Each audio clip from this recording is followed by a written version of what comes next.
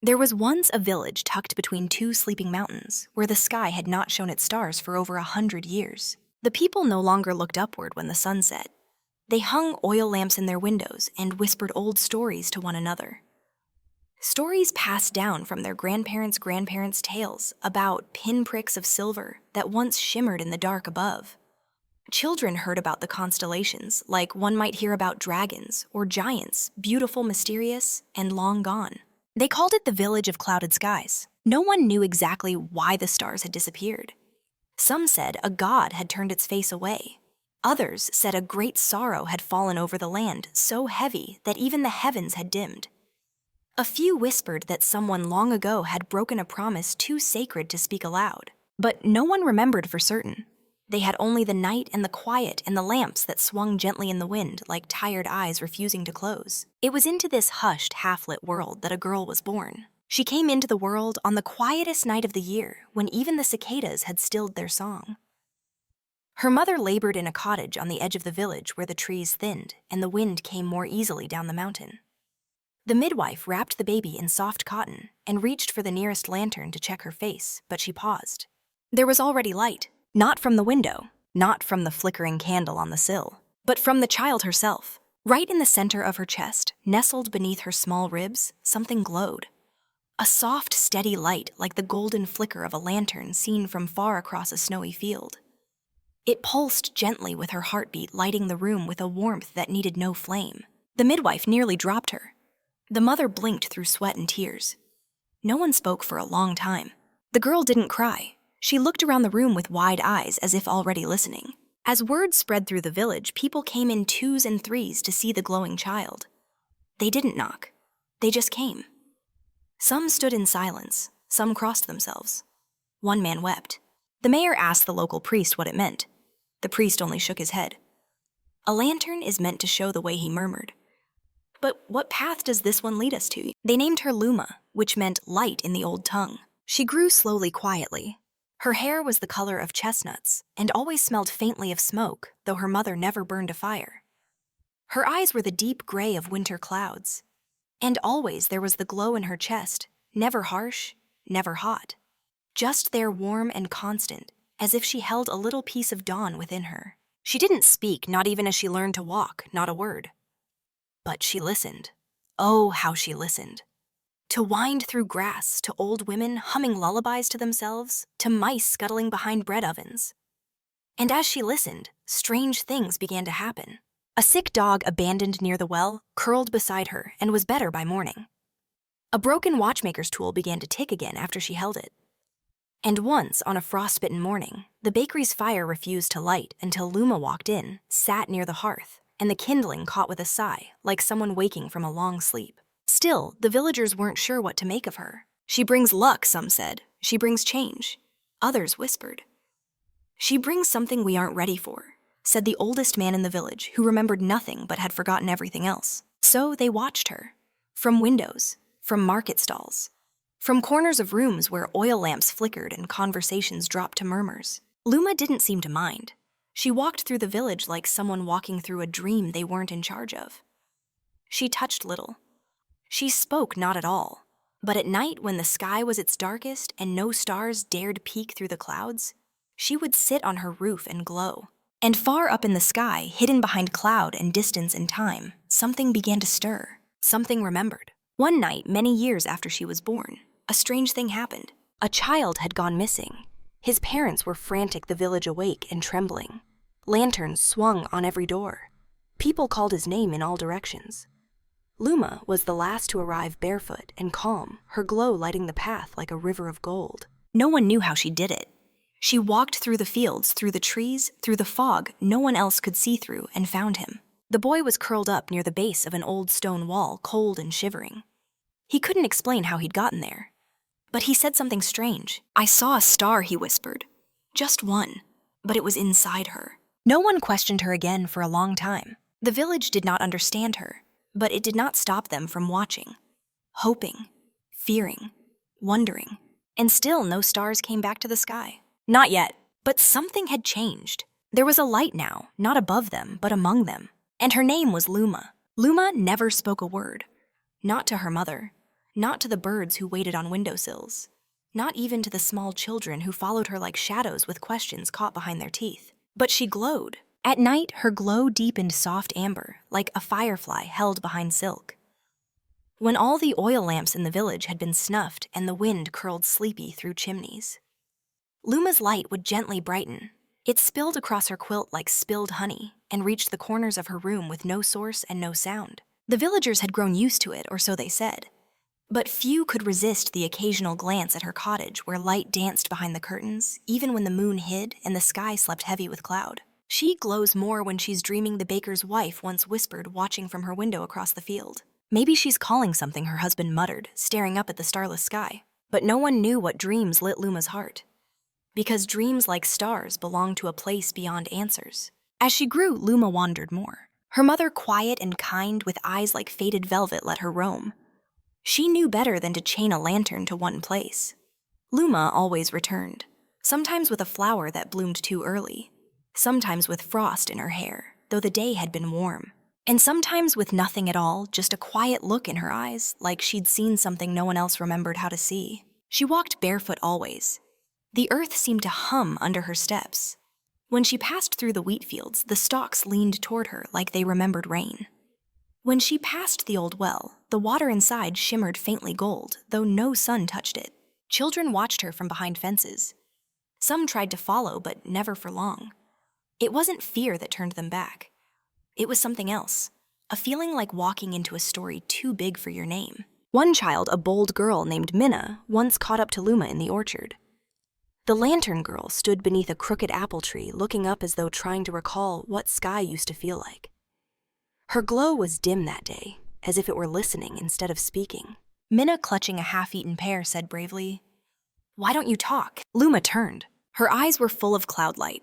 Not sadness, not joy, just depth, like looking into a well that had no bottom. Minna's voice wavered. "Don't you want to say anything?" Luma tilted her head, then raised one hand and touched the trunk of the apple tree beside her. And the tree shuddered. A single blossom, pale and shy, unfurled from a winter bare branch. Minna gasped. She dropped her pear. But Luma only turned quietly and walked on, leaving behind the soft scent of impossible spring. The elders grew uneasy. "She's no longer just a child," one muttered. "She's becoming something else. She glows too brightly," another warned. "One day she'll bring back something we forgot how to face." But Luma didn't care for warnings. She wandered farther, higher. Into the woods where foxes slept with eyes open. Onto the cliffs where old ruins whispered of wars no one named. Even the crows seemed to bow when she passed, dipping their heads with a ruffle of wings. And always she glowed, sometimes flickering, sometimes steady, but never dark. One night, a child in the village fell ill. His breathing turned shallow and his skin chilled. No fire warmed him. No herb soothed him. His mother wept beside him, holding his hand in the flickering light of 3 desperate candles. Then Luma arrived. She said nothing. She only sat. The boy's mother tried to thank her, but her voice broke. And Luma simply took the boy's hand. She placed it gently over her chest, over the golden glow within her. The light flowed into his small fingers like sunlight over frozen ground. And when dawn broke, he stirred. His first word was her name. From that day on, the villagers watched her not with suspicion, but with a strange reverence. They still did not understand her, but they began to wait for her to pass their door, wait to glimpse her in the orchard, wait to see that gentle light through their shutters, like hope breathing in the dark. Some called her a blessing, others a prophecy. But Luma didn't try to be anything at all. She just listened to the ground when it ached, to the trees when they longed, to the sky when it sighed. And her glow, though silent, seemed to say everything the world had forgotten how to speak. And yet, far away beyond the village, something stirred. Something old, something bitter. Something that remembered the stars not as beauty but as betrayal. It turned its face toward the earth and waited for the glow it had once banished. Waited for the lantern that should never have been lit. Waited for Luma. In the heart of the village, people spoke now of light in hushed tones. They said it with awe. They said it with fear. And most of all, they said it with questions. No one could remember a time when something had glowed like that, so steady, so quiet, so alive. And more than once, someone tried to understand it the way frightened hearts often do by trying to control it. The first attempt came from a traveling healer. He was an old man with hands stained from herbs and secrets who wore bones in his belt and spoke in riddles.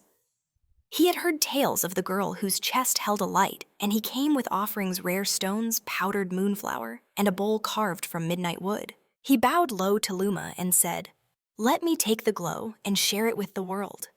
Imagine no more sickness, no more darkness." Luma looked at him. She said nothing. He reached into his cloak and brought out a crystal vial. He held it to her chest. Nothing happened. The glow did not bend toward the vial.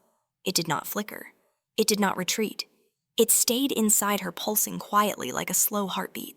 The old man frowned. He tried a chant, then another. He touched the bowl to her chest. Still, the light did not move. Finally, he leaned closer, whispering, "You must give it to me. It doesn't belong to one girl. You don't even speak." And in that moment, Luma did something no one had ever seen her do. She stood up. She placed one hand on his shoulder and looked him in the eyes. Then she simply walked away. The light glowed a little brighter. The healer's mouth went dry. He left that evening, forgetting his stones, his bowl, and the name of the village. The second attempt came not from a stranger, but from within. A night of terrible wind fell over the village. The sky above thrashed with invisible storms. Branches broke, shutters groaned. The oil lamps sputtered and died one by one. Only Luma's cottage remained lit, her glow dancing on the walls. But that night, she felt something different in her chest. A pressure, as though her heart lantern was growing, swelling with a warmth that had nowhere to go. She sat on her roof beneath the howling wind, watching clouds tumble above like restless ghosts. Her light grew brighter, stronger, more golden.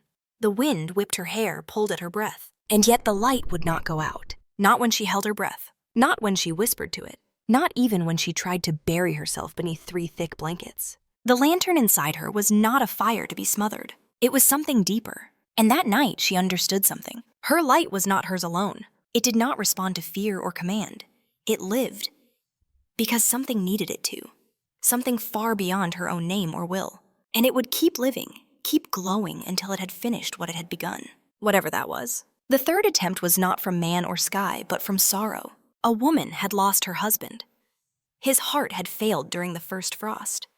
He had been strong, cheerful always, the first to dance during harvest songs. And then he was gone.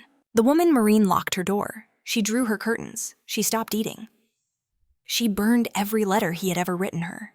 And then she called for Luma. She did not whisper. She shouted from her window. "If your light is so strong, if your heart is so warm, then bring him back, bring him back." The villagers watched with wide eyes. Luma, silent, walked slowly toward the house. Marine opened the door, her face wild with grief. "Fix this," she demanded, shaking. "Fix what the gods would not." Luma stepped forward. Her glow lit the edges of the shadows. Her light touched Marine's shaking hands. And for a moment nothing changed. But then, the woman sank to her knees, and she began to cry. Not the harsh, jagged cries of anger, but the soft breaking ones, the kind that spill from behind a dam no one meant to build. Luma knelt beside her. The light did not heal death. It did not undo time. But it warmed the edges of loss. Marine cried until her breath slowed. And then she whispered, "Thank you."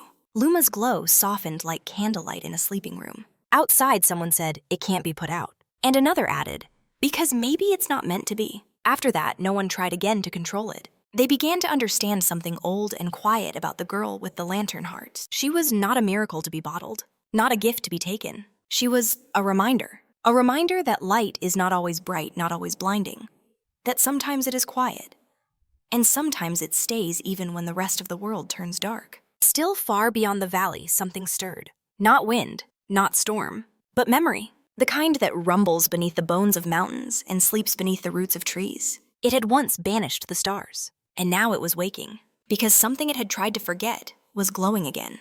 On the edge of the northern hill, where the wind always whispered secrets and the grass grew thin as memory, stood a tree that never changed. It had no leaves, no blossoms, no birds built their nests in it. Its bark was gray and smooth, as if time had passed over it too many times and worn it thin. Its branches reached upward like silent questions, and its roots held tight to stones, long buried beneath the earth. To most villagers, it was just a dead tree. But to Luma, it was waiting. She had passed it many times in her wanderings, always pausing near it for reasons she could never name.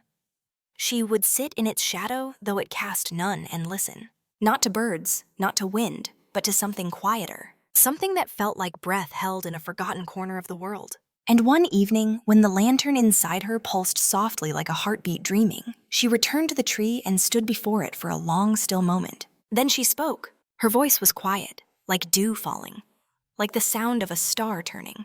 "Why do you stay?" The words fell into the windless silence like pebbles into a sleeping pond. The tree did not answer. Of course it didn't. Trees didn't speak. But Luma waited, and then slowly the light in her chest flared just a little, and the bark of the tree moved. Only slightly, but enough. Enough to form the faintest shape of a mouth. The tree whispered, "Because I remember." Luma blinked. She stepped closer. The glow from her lantern heart lit the base of the tree, and there, now visible in the curve of the trunk, were carvings.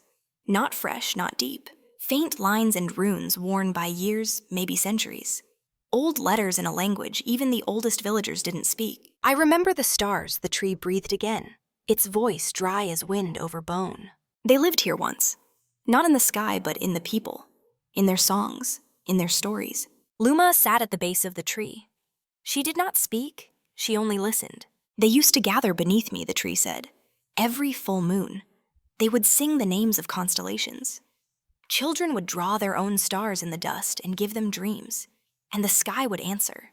It used to listen." The wind stirred faintly for the first time that day. But one day the tree whispered they stopped. Luma tilted her head, and her light flickered as if to say, "Why?" "There was a silence," said the tree, "that grew louder than any voice. A silence made of fear. Something was taken, or something left. I don't remember which. Only that they stopped calling to the sky." The tree's limbs creaked, and the stars turned away. Luma placed her hand on the bark. The tree shivered. "You glow like they used to," it murmured, "like memory that refuses to forget." A single pulse of gold radiated from Luma's heart and into the tree. A warmth, a kindness, a light. And there, on the highest, barest branch, something appeared. Not a leaf, not quite, but the suggestion of one. A bud soft as a thought not yet spoken. The tree sighed. "I thought I had no voice left," it said. Luma stood, and for the first time she smiled. Just a little. A smile like sunrise meeting a field still dreaming. When she returned to the village that night, her glow was brighter than ever before. It painted the cobblestones gold lit up dark corners no one had dared sweep. People peeked through windows, and though she said nothing, something in her presence made them sit a little straighter. Made them remember things they hadn't thought of in years. Childhood songs, starlight reflected in puddles, stories told beneath thick quilts and quiet skies. Somewhere behind the hills, a fox barked. A moth fluttered against a window pane and did not flee the light. The next morning, the children found something new. They had wandered to the tree, the strange one on the hill, and found it changed. The bud had opened, just one leaf, soft, green, glowing faintly as if remembering what color meant. They ran to the village to tell the others. No one believed them. But no one stopped them from running back to look again. And that night, an elder who had not walked in years asked to be brought to the hill. He stood before the tree, eyes wide, and then he said the name of the constellation he remembered from boyhood. The name no one else knew. And somewhere in the sky above the clouds, a single star stirred. No one saw it, but Luma felt it, in her chest. Like a call answered, like a silence broken. Far, far away in a forgotten corner of the world, beyond deserts, beyond cities, beyond memory, a shape in the dark opened its eyes. It had been sleeping, but now it woke. It had heard a voice it banished long ago, and it remembered the child it had failed to extinguish. The lantern, the girl, the light, and it whispered, "Not again." Luma often walked at dusk just after the last goat bell had rung and before the oil lamps were lit. That soft hour when the sky forgot who it was supposed to be and turned every color at once, dusty pinks, bruised blues, quiet golds. She liked the stillness, the in-between. That's when the moths began to follow her. At first it was just one, a little thing with wings like torn parchment and a silver stripe that shimmered faintly whenever it neared her glow. It hovered near her hair, dipped, circled, returned. Then another came, then 5, then dozens. They didn't swarm. They simply gathered like memories remembering themselves. They floated around her in slow, drifting spirals like ash dancing in candlelight. Luma didn't seem surprised. She walked barefoot through the tall grass lantern, heart glowing softly beneath her cotton tunic, and the moths followed as though drawn by a promise older than language. They never landed on her, not once, but they were with her in a way that needed no touch. The villagers watched in quiet wonder. "I've never seen so many," the candlemaker whispered. "And not one of them headed toward the lanterns," said the boy who delivered flour. Only her. She's guiding them, someone said. Or maybe another murmured they're guiding her. But Luma didn't look lost. She moved like someone who already knew the way and just wanted company for the walk. One evening, as twilight softened the edges of the world, she sat by the edge of Mirror Lake. The water there was still and deep, reflecting nothing but the sky or whatever remembered to look down. The moths surrounded her in a slow, glowing dance. One broke away. It hovered just before her face, and she whispered a name. Thimble. It was the first time anyone had heard her say anything since she spoke to the tree. The moth drifted in a small circle as if pleased. From that day forward, Thimble was always first. The first to greet her when she stepped out in the morning. The first to rest above her window as dusk fell. The first to spin silently whenever she smiled. One morning, a storm rolled over the village. Thick clouds, wind that howled like a beast chasing its own tail. Trees bent, fences fell. And for the first time in memory, even the moths disappeared. All but one, Thimble. He fought the wind like a thread refusing to snap. He stayed with Luma all day, fluttering near her shoulder as she moved from home to home, checking on the sick and the frightened. Her lantern heart glowed stronger in the storm, casting long beams of honey-colored light through the gray. When the wind slammed shut the door of the baker's cottage, she held it steady until the old man inside could finish his prayer. When a little girl cried because her bird had flown away, Luma knelt beside her and held her hand until the tears slowed. Thimble landed on this girl's knee. Just once, and the child giggled through her sobs. That night when the storm passed, the village stepped outside and looked up not at the clouds, but at Luma. She stood in the square, her glow pulsing softly like a lantern just shy of full flame. The moths returned. Dozens, then hundreds. They circled her like a galaxy of quiet wings. She raised one hand, and the circle widened, slow, steady, full of meaning. And though she spoke no words, the message was clear. You are not alone. Not in storm. Not in silence. Not in sorrow. The moths shimmered around her like memory taking flight. And somewhere in the hills, the withered tree grew a second leaf. From that day on, villagers left bowls of water and sweet herbs on their windowsills, not for Luma, but for the moths. For Thimble. No one told them to. They just knew that sometimes the smallest wing could carry the heaviest night. Far beyond the mountains, something else knew it too. Something old, something bitter. It had once feared only the sun, but now it began to fear something smaller. A girl, a glow, a whisper, a single moth that would not turn away. And in its cold, forgotten chamber, the thing that had banished the stars said, "She is gathering light." It was a morning like any other in the village of clouded skies. Gray light filtered through the clouds. Bread ovens warmed. Boots thudded softly on muddy paths. And once again, no one looked up. The sky had forgotten how to be anything but heavy. But something in the air felt different. It wasn't the scent of the rain. It rained often, and the villagers were used to the damp, but the quiet. A deep quiet, the kind that only arrives when something very old is about to stir. Even the roosters forgot to crow. That was the day the stranger arrived. He came from the south where no one ventured anymore.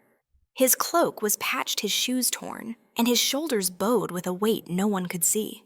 He didn't speak as he passed through the village, only nodded once tiredly before he sat by the fountain and closed his eyes. Luma found him before anyone else did. She had been walking along the ridge, tracing the breath of the wind, with Thimble fluttering quietly beside her.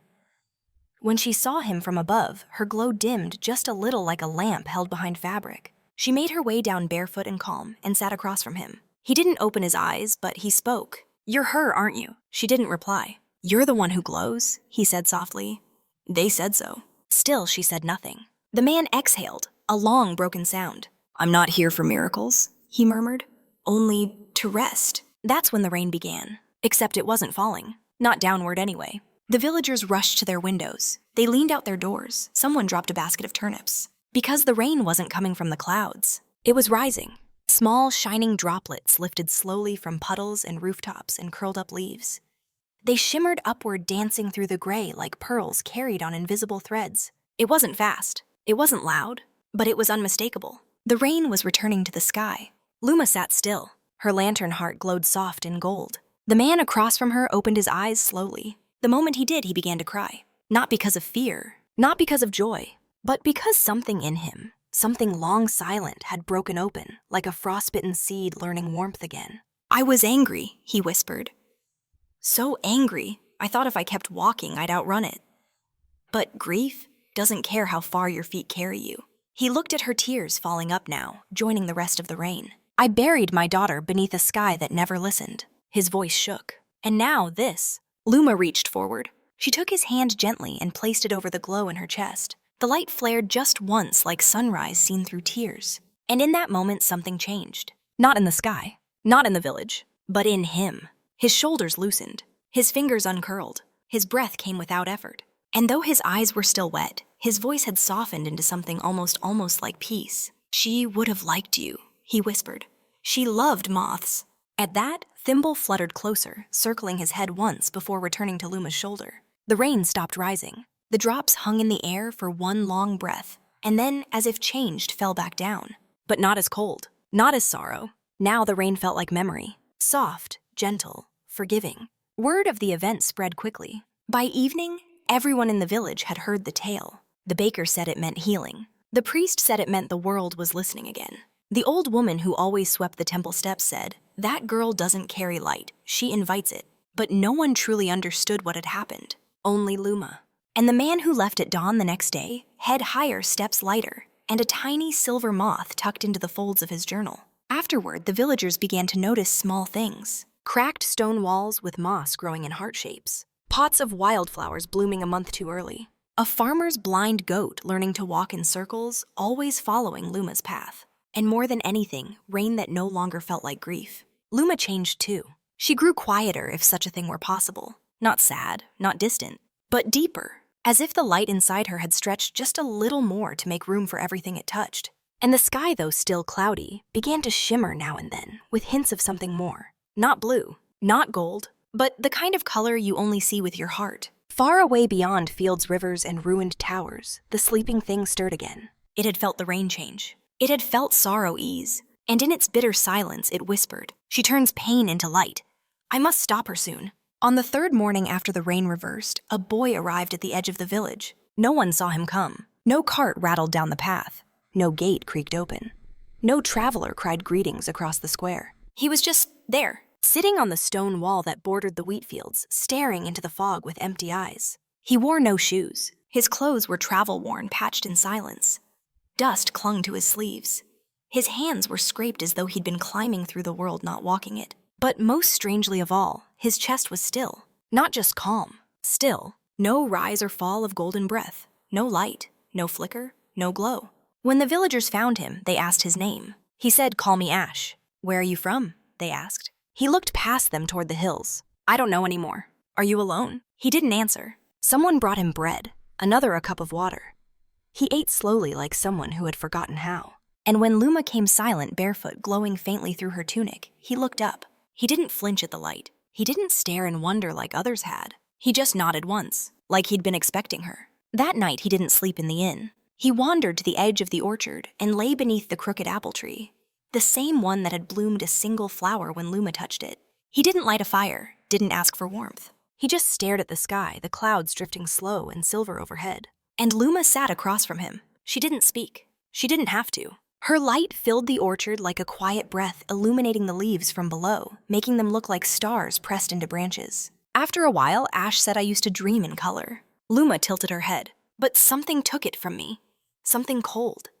Something that doesn't have a name anymore." He glanced at her lantern heart. "I came to see if it's real." Luma didn't move. Ash leaned closer. "It doesn't belong to you, you know. That kind of light.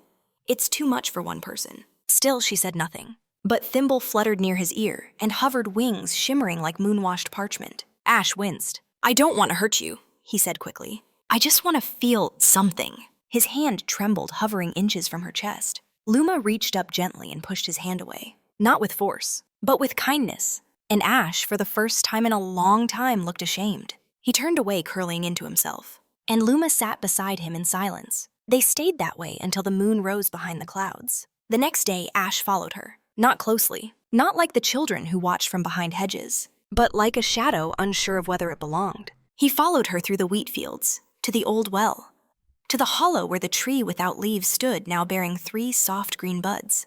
And when she placed her hand on its bark, the tree murmured, "He has no lantern." Ash heard it. He stepped back. Luma turned to him. Her lantern heart pulsed once, not brighter, but warmer. The tree whispered again, "He does not carry darkness, but he was once touched by it." Ash clenched his fists. "Don't speak of things you don't understand." "I understand," the tree replied softly. And a bud opened into a leaf. Later, in the stillness of dusk, Ash asked Luma, "Why don't you speak more?" She looked at him, her eyes full of cloud light. "You could teach them, warn them, explain things, but instead you just shine." She placed one hand over her chest, then pointed to the sky. Ash followed her finger. There was nothing there, only clouds. But somehow, he felt like something had looked back. He shook his head. "I don't get you." Luma didn't mind. Not everyone has to. She stood her glow casting long shadows through the orchard. And Ash, despite himself, followed again. That night he dreamt of fireflies. They were drifting around a lantern just out of reach. And no matter how hard he ran toward them, he never got closer. But one stayed. Just one. It sat gently on his shoulder and whispered, "You don't need to take her light. You need to remember your own." When he woke, his cheeks were damp. And for the first time in years, he didn't feel numb. But far away in the place where stars had once been cast into silence, something saw. It watched the boy with the empty chest. It watched the girl who refused to burn out. And it snarled, "She's turning the broken ones into mirrors." It reached into the earth, into the places where shadows sleep, and began to send its first stream. Mirror Lake had always been still. So still, in fact, that even the geese refused to swim in it. Even the wind forgot to ripple its surface. Even the moon, when she bothered to peek between the clouds, would pause, startled by how perfectly her face was reflected there. Children dared each other to toss stones in, but they never did. The elders told tales of the lake's silence. They said it held memories. They said it held mistakes. They said it held something that no longer wanted to be found. Luma didn't fear the lake. She visited it often, her lantern heart casting long streaks of gold across its silver surface. She would sit on the rocks at its edge and watch the water, never disturbing it, just listening. Ash followed her there now. He had kept his distance since the night beneath the orchard tree. Something had changed in him, softened perhaps, but the cold still clung to him like a second skin. She gestured for him to sit. He did wordlessly. Together, they watched the sky reflect in the glassy water. "Do you ever look into it?" he asked. Luma nodded. "And what do you see?" She touched her chest. The light within her flickered softly. Ash frowned. "Yourself." She shook her head. Then she walked to the very edge of the rocks and stepped lightly onto the lake. Ash leapt up. "Wait!" But the water didn't take her. It held her, like memory, like a promise made long ago. Her feet hovered just beneath the surface, not quite sinking, not quite floating. The light from her heart reached deep, far deeper than the shallows ever allowed before. Ash could only stare. Then the water began to move. Just beneath her reflection, something stirred. It wasn't a fish. It wasn't a shadow. It was her, another Luma, but not quite. This reflection had no glow. Her eyes were dim. Her face carried no warmth. And as Luma watched, the reflection reached upward slowly, longingly, as if asking, "Why did you leave me here?" Ash gasped. "What is that?" Luma's hand trembled slightly. The lake's surface rippled once, and then the reflection was gone, replaced again by stars, clouds, and silence. Luma stepped back onto the rocks, her expression unreadable. Ash stared at her. Was that a dream? She didn't answer, but her light dimmed just a little. That night, Luma didn't return to the village. She stayed by the lake. Ash waited on the path, uncertain. He had seen many strange things since arriving. But that moment, her standing on the lake, her twin beneath the surface, it had shaken something loose inside him. That reflection hadn't looked evil. It had looked abandoned. The villagers noticed her absence. "She always comes back," whispered the midwife. "Maybe the lake finally took her," muttered an elder. "Maybe she found what she was looking for," said the baker's son, eyes wide. But Ash didn't sleep. He returned to the lake, and she was still there, kneeling now at the edge, her glow barely flickering in the mist. He approached slowly. Who was it? Luma didn't move. Ash sat beside her. "Was it part of you?" Silence. He tried again. Or something else. She looked at him then, and for a moment her eyes were full of storms. He stopped speaking. Then quietly she touched the water again, and the lake lit from below. Not fire, not magic. Memory. The image returned, not the girl this time, but a place. A temple long ruined. Stones carved with stars. A lantern in the center, glowing with the same light that lived in Luma's chest. And a voice unspoken but clear in the air between them. The lantern was not meant for one. Ash's breath caught. It was meant for all of us. Luma nodded, then reached out and took his hand. A spark passed between them.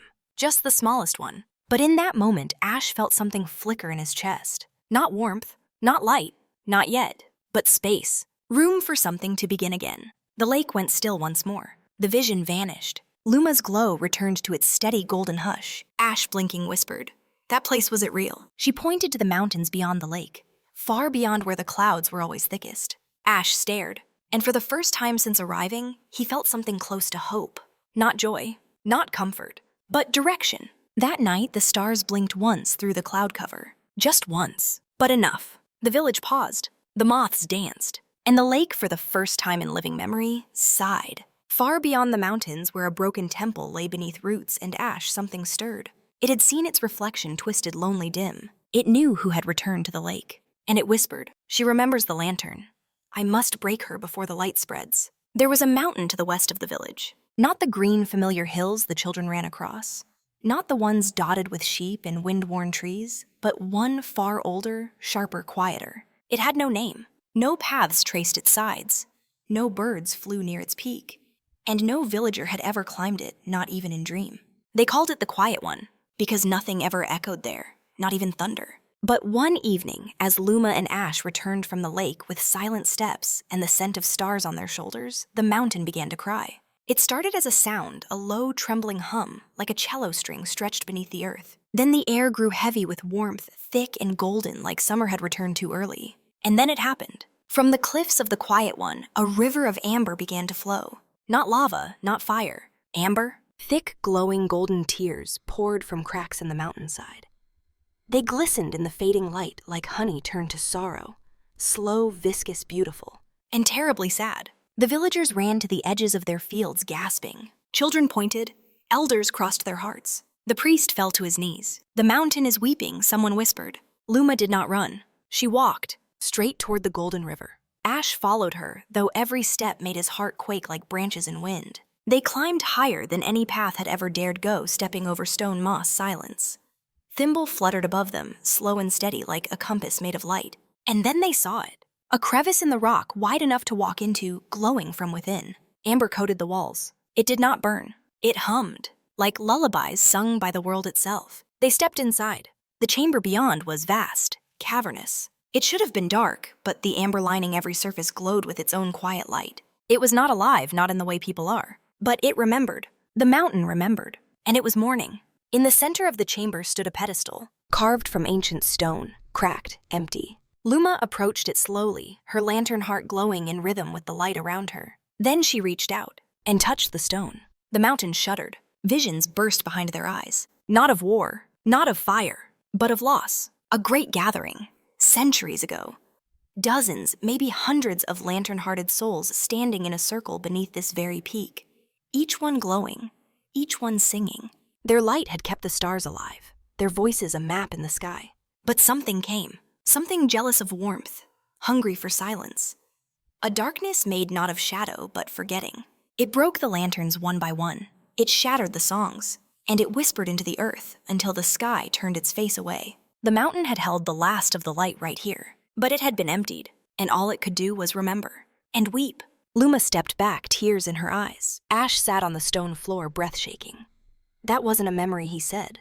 "It was a warning." Luma nodded. Then from deep within the cavern came a sound neither had ever heard before. A voice. Not the mountains, not the winds, but something ancient. "I see you," it hissed. "I remember your glow. I broke you once. I will do it again." Ash's hand found Luma's. She didn't flinch. The voice continued. "The light in you is a seed, but even seeds can rot."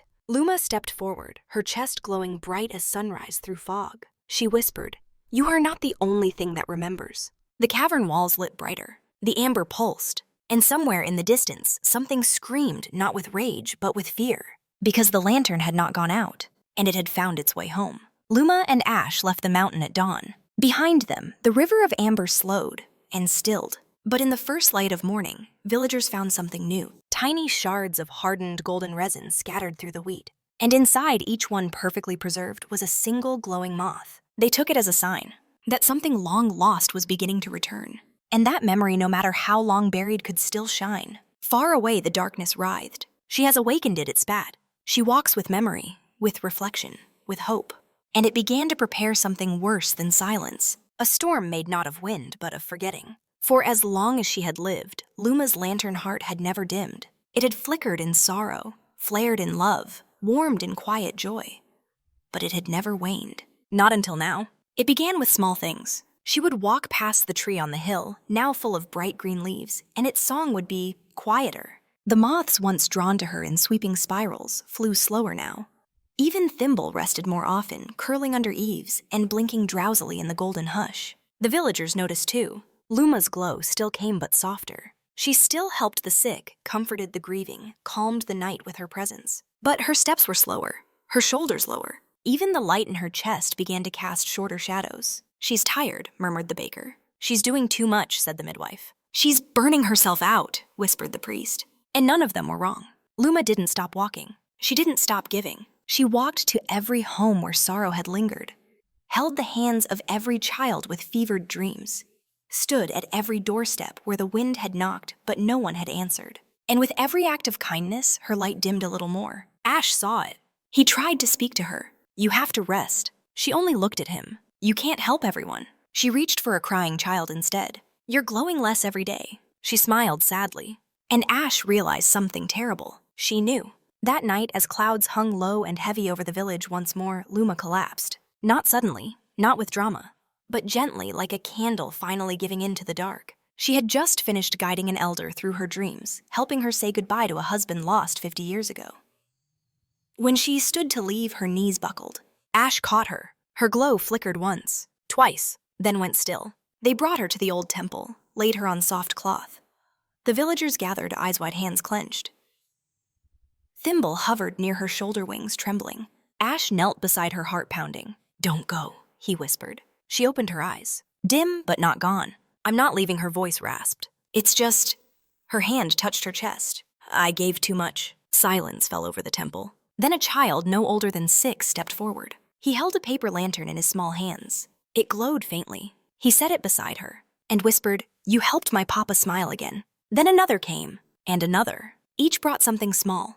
A candle stub, a drawing, a stone that shimmered in moonlight. A song hummed softly. And as each offering was laid beside her, something changed. Her glow returned. Not fully, not all at once, but it came in pulses. Like breath rediscovered, like warmth waking, like dawn rising in a room too long in shadow. Ash wept, not with sadness, but with awe. "She gave to us," the priest said, kneeling.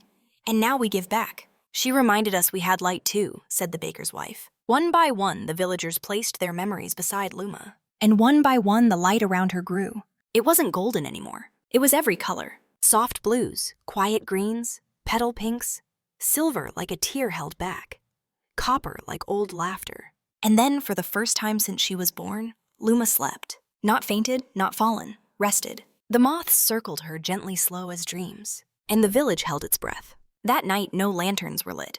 No fires burned. But not a single house was dark, because Luma had reminded them how to glow. And they remembered. Far away, the darkness stirred. Its storm had begun to gather, but it paused just briefly, because something had shifted. The girl's light had nearly gone out, and still, it had returned. Not because of power, not because of magic, but because others had carried it for her. The darkness snarled. "They've become lanterns too," and it began to move. For days, the village glowed, not with firelight, not with oil lamps, but with something softer, something shared.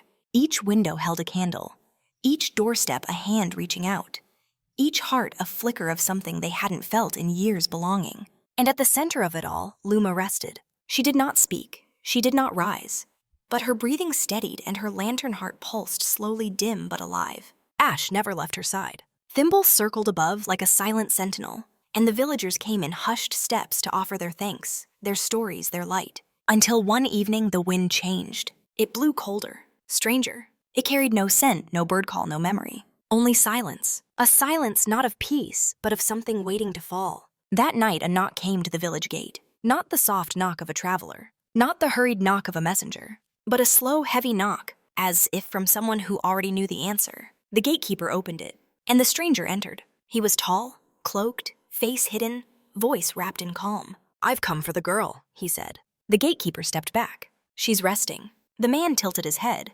"Then it is time she was still." Word spread. The priest barred the temple doors. The baker's son hid Luma beneath blankets woven with moth thread and herbs. Ash stood at the threshold, fists clenched. "She belongs here. She belongs to something older," the stranger replied, now standing just beyond the temple steps.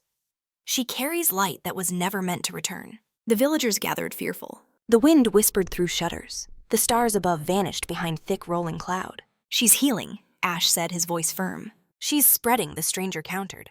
And light unchecked invites attention. He stepped closer, and now the villagers saw his eyes. They were not cruel, but empty, like someone who had long ago forgotten what warmth even felt like. You don't understand, the midwife said. She saved us. She's burning you, the man replied. She taught us to glow again. She'll draw the thing that took the stars, he said softly.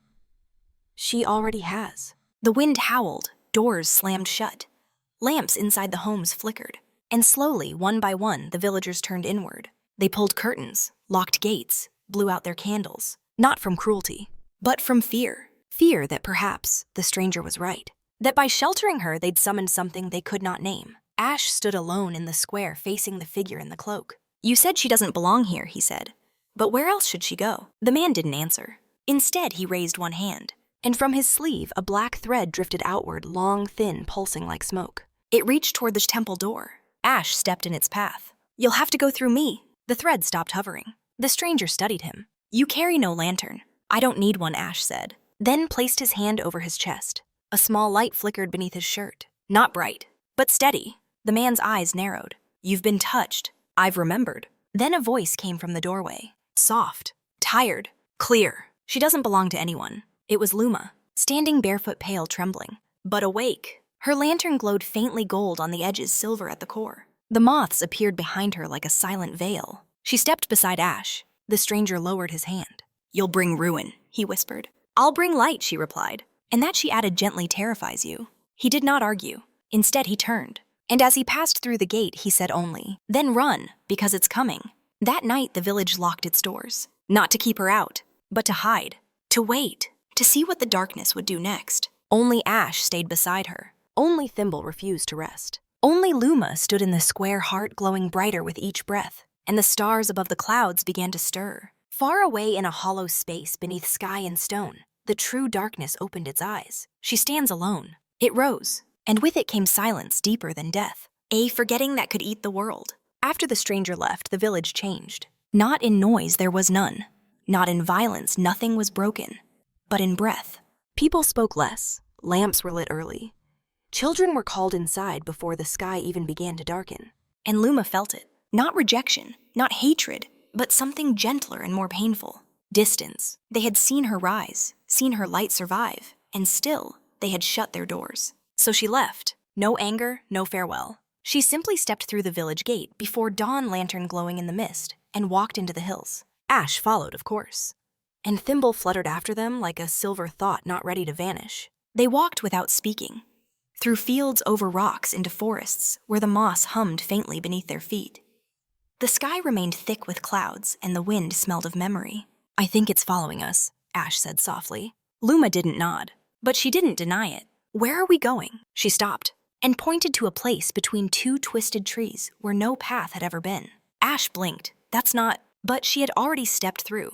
The world changed. It didn't shift. It didn't spin. It simply slowed, like a breath held in a cradle of time. Ash stepped after her, and everything went quiet. No birds, no wind. Even Thimble's wings moved like syrup. And ahead of them, where no garden had ever grown, was a garden unlike any other. It stretched wide, though it had no edge. Its sky was violet. Its flowers shimmered with threads of silver and songs. Some glowed, some whispered, and some wept softly when touched. Time did not pass here.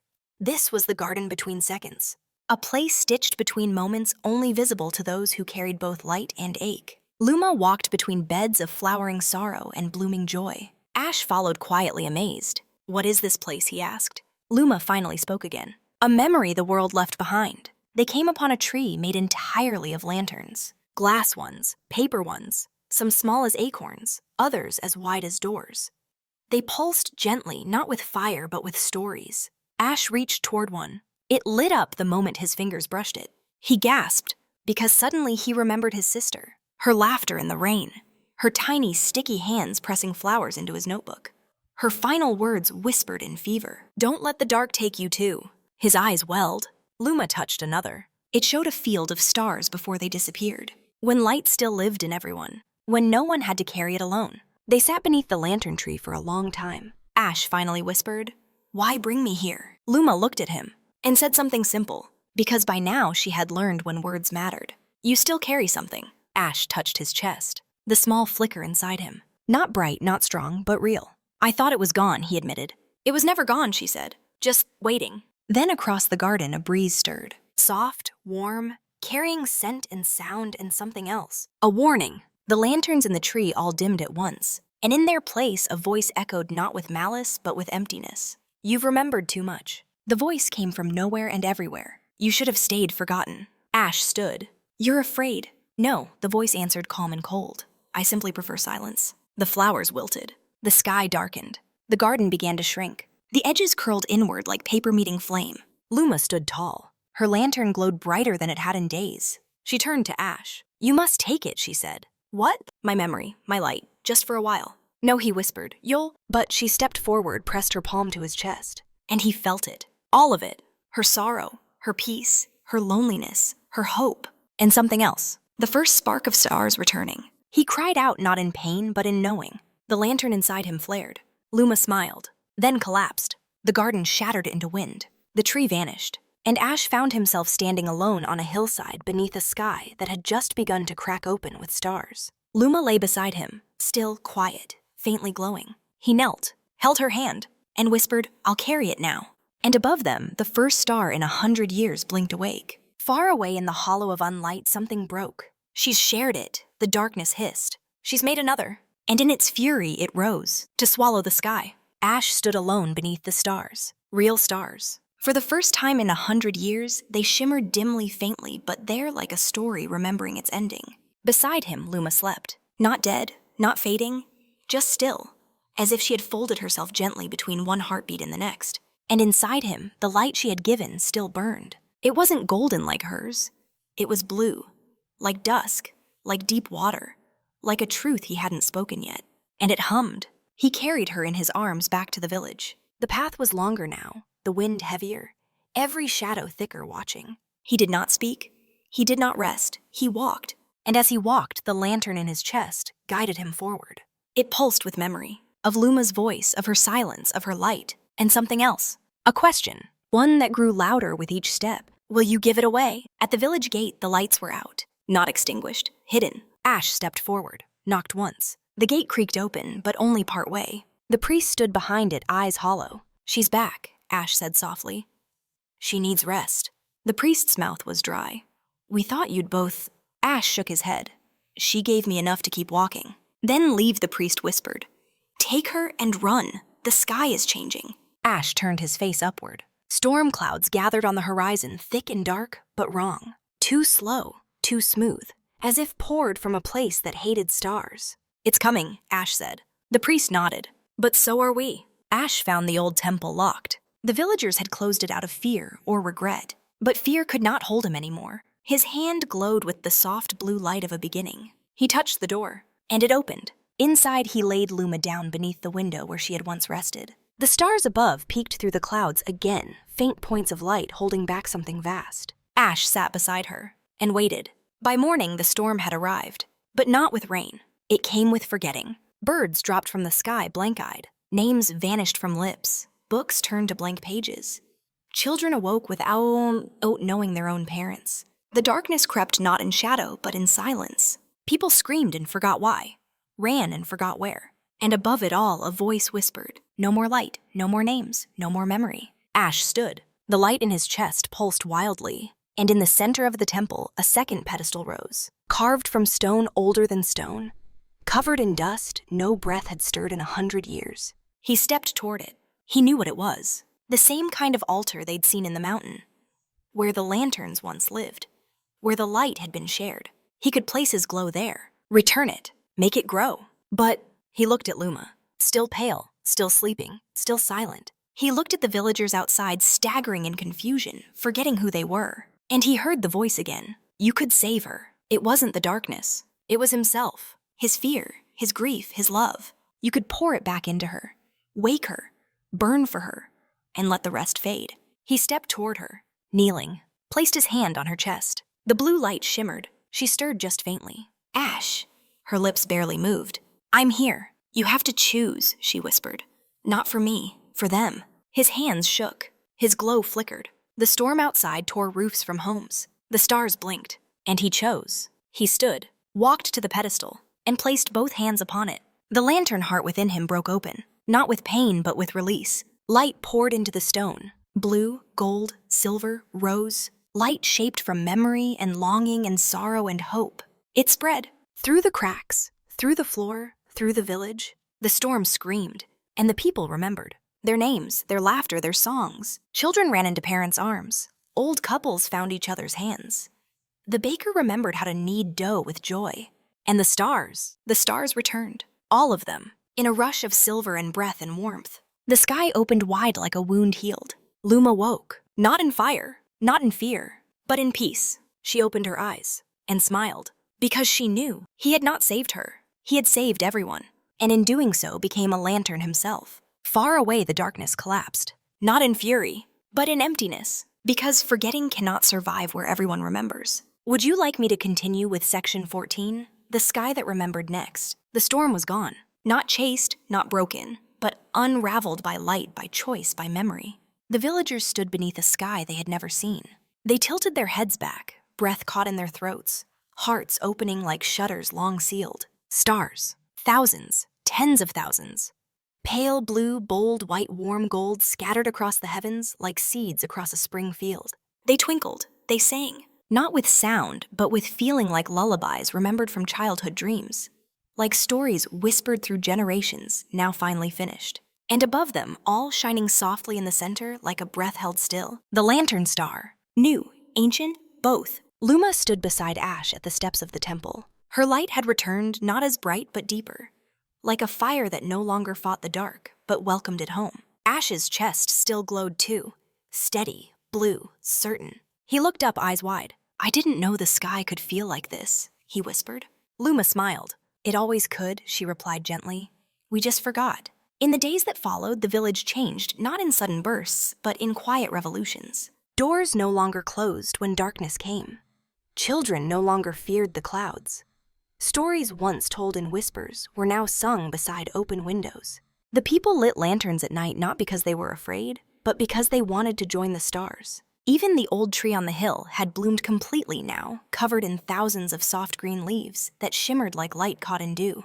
And every night the moths danced. One evening, as the village gathered to share food and laughter under the open sky, a little girl tugged Luma's sleeve. Are the stars watching us? Luma knelt beside her. No, she whispered with a smile.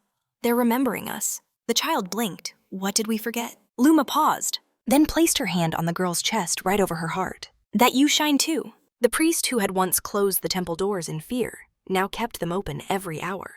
He called it not a church, but a lantern house. Not to worship light, he said, but to share it. Inside, people left their stories written on bits of paper, tied to string, hung like constellations. Ash read them all. He never stopped glowing now. Not because he was special, but because he had chosen to remember when it mattered most. Some nights, the stars above shimmered in colors the villagers had no names for. Some swore they could hear faint voices. Not warnings. Not gods, but the voices of their ancestors telling them, you are part of the sky too. And then one morning the sky turned a color no one had ever seen. Soft white with gold and lavender. A breeze carried petals from trees no one remembered planting. And Luma woke early. She stood at the edge of the wheat fields. Ash found her there. You're leaving, he said softly. She nodded. The sky is open now, she said. But there are other places still covered in silence. He lowered his gaze. Will you come back? Luma looked to the stars. Though they were invisible in morning light, she still saw them. I never left, she said, and neither did they. They walked together to the edge of the hills, where the sky opened wide and the mountains stretched like sleeping giants under a blanket of cloud. The villagers followed silently, each holding a lantern, each glowing faintly not from fire but from within. Luma turned to them, eyes shining. You carry it now. They nodded. Ash stepped forward, placing a small lantern in her hands. It held no flame. Just light, real light, made of all they had learned, all they had remembered, all they had become. She held it close to her chest, and her own light pulsed in reply. Then without a word she turned and walked into the morning. High above the stars blinked softly, not fading, just watching, because the sky had remembered, and so had the people, and so had the light. Long after Luma disappeared beyond the hills, the village glowed, not with magic, not with miracles, but with something stronger. Remembrance. People still told stories at night, but now they looked up as they spoke, as if the stars themselves were listening, and they were. The wheat grew taller, The trees bore fruit out of season.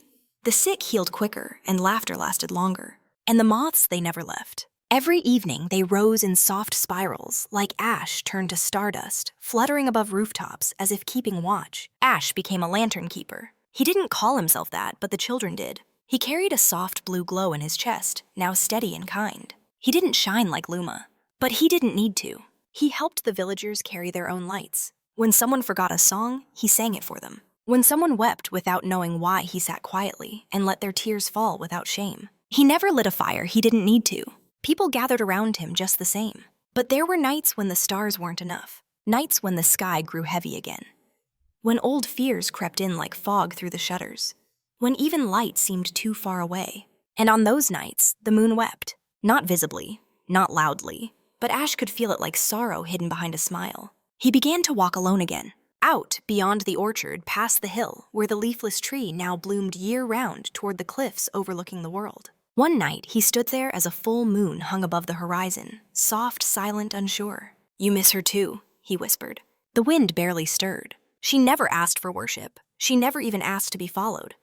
But she gave everything. He placed a small lantern on the edge of the cliff, not glowing, not lit, just waiting. Then he turned away. The next night, the moon was brighter. Not huge, not bold, but gentle, silvery white like the moths that danced over the temple roof. And Ash smiled, because he understood. The moon had learned how to shine, not because it found its own light, but because someone had taught it how to reflect. And so the stories began to spread, from the village to the valleys, from mountaintops to river bends, from lips to pages, from memory to melody. They spoke of a girl who glowed at night, of a boy who carried her light forward, of a tree that remembered, a lake that whispered, a mountain that wept, a garden that bloomed between seconds, and of the moment when the stars finally returned, not with thunder, but with grace. The world didn't change overnight, but piece by piece warmth returned. Other villages lit lanterns at dusk, not out of fear, but celebration. Other children whispered to the moths. And on cloudless nights, people left notes for the stars. Some were questions, some were thanks, some were just names. Names they were afraid might one day be forgotten. But the stars read them all, because now they remembered too. As for Luma, some say she walks still beyond the edge of the world, where memory runs like rivers and time grows like vines. Some say she planted a lantern in every soul she met. Some say she became the morning star, the first light after the longest night. But the truth is simpler. She never left. Because a heart that glows with kindness never truly fades. It lingers. In laughter, in songs, in lanterns placed gently on windowsills, in the stillness between words where love waits to be spoken again. And in every quiet corner of the sky, the moon still shines softly. Because once a girl with a lantern heart taught it how. The end. But light once given always continues. Would you like me to help format this story as a full YouTube video script with narration cues, ambient sound notes, or a gentle closing line to invite viewers to sleep?